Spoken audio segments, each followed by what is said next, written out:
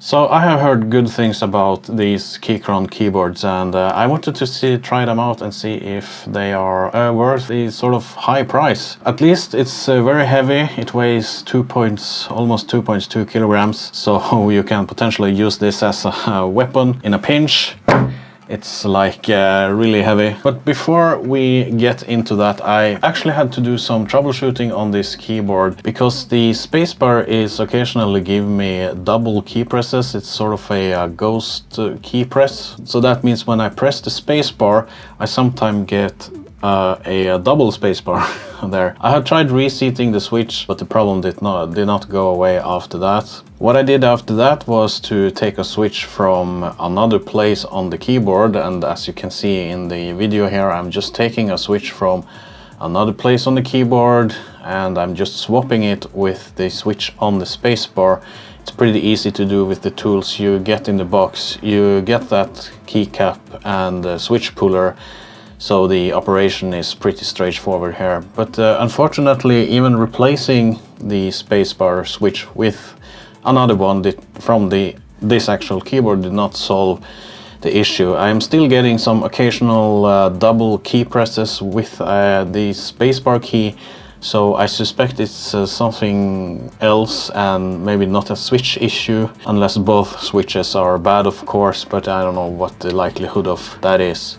I can't say I have noticed the issues with other keys on the keyboard, or other than that, it seems to work just fine. And if the problem was contained to, let's say, just the F12 key or some other key, I would probably just keep the keyboard and use it as it is. But other than that ghosting issue, the typing experience is great on this thing. I never thought a keyboard could feel so nice to type on, but also looks great and it sounds great with the brown switches in my opinion. I have updated the software firmware for the keyboard. I have tried it with the cable attached. I have tried it with wireless. It seems like the problem is still there, even if I used it with cable or wirelessly. So in light of that, I have decided to return it from where I bought it. I want to get my money back and go back to using my Logitech G915 wireless keyboard instead. It's an older one, but I mean, it works fine. Of course, it's not as nice to type on this keyboard.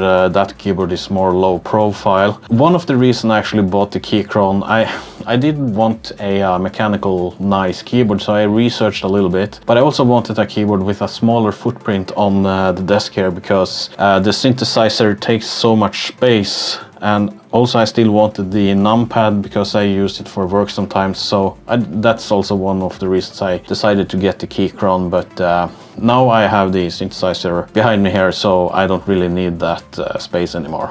I haven't tested the battery life extensively, but I think I'm charging it about once every 2 weeks or so. That is after using it after a 40-hour work week, also with weekends with backlight on the keyboard. Also, it's very easy to charge. I just have a USB cable lying behind my monitor here, where I just plug it in sometimes when I need to charge it, and that cable also charges my Logitech mouse, so it's neat and practical and it works just fine. Also, the keyboard doesn't seem to interfere with other wireless stuff here, like my wireless mouse, for example. And when you're typing on the keyboard, latency wise, it feels sort of instant when you're typing on it. I don't do any high FPS gaming anymore, and no competitive stuff, so I can't comment much on that. I have used it in Path of Exile 2, for example. Can't say that I feel any latency or issues or lag or anything there, or any sort of latency when I'm using it in those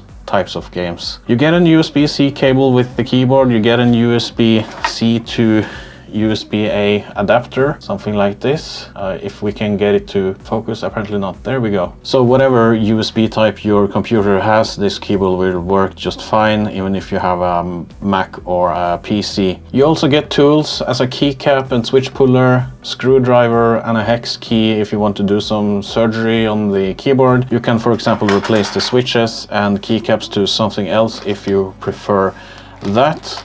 When I unboxed the keyboard, it was configured for a Mac OS layout, but they give you spare keycaps here, so you can configure it as a Windows keyboard instead. I guess they believe more in PC users being able to reconfigure the keyboard rather than Mac users. There are switches on the back where you can switch between Mac OS and Windows layout. There's also switches so you can switch between a cabled connection, 2.5 GHz connection with the wireless dongle you get in the box, and a Bluetooth connection as well. So all in all, if I didn't have this annoying key problem with the spacebar, this is a really good keyboard and I would definitely keep it. Do I recommend it? Well, economically I feel that paying this much for a keyboard, it should be exceptionally great, which is nearly there, I think. It has a lot of features, it has good connectivity options, it's Bluetooth and the 2.4 GHz wireless and cable, and it is customizable.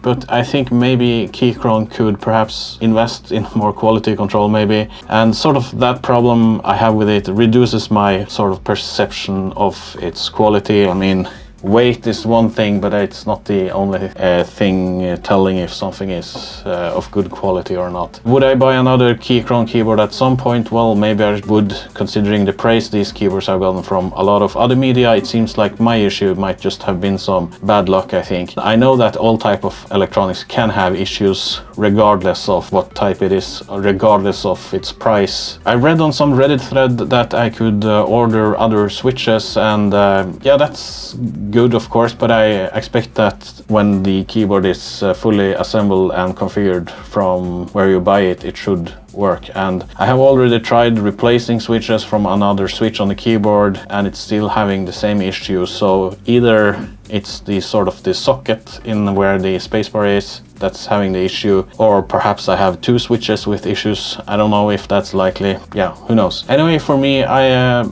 it's going back to where I bought it, getting a refund. I'm just going to use my Logitech keyboard until it breaks, I think, and just use the money for something else. Here in Norway, I see it costs like $200 in the States, something like that, 220. If you buy it here in Norway, you actually have to pay around 340-ish, $330-ish dollars. So it's quite expensive. But anyways, that's it. It's a great keyboard, but other than that, I don't know what else to say. Thank you for watching, and I will see you in the next one. Goodbye.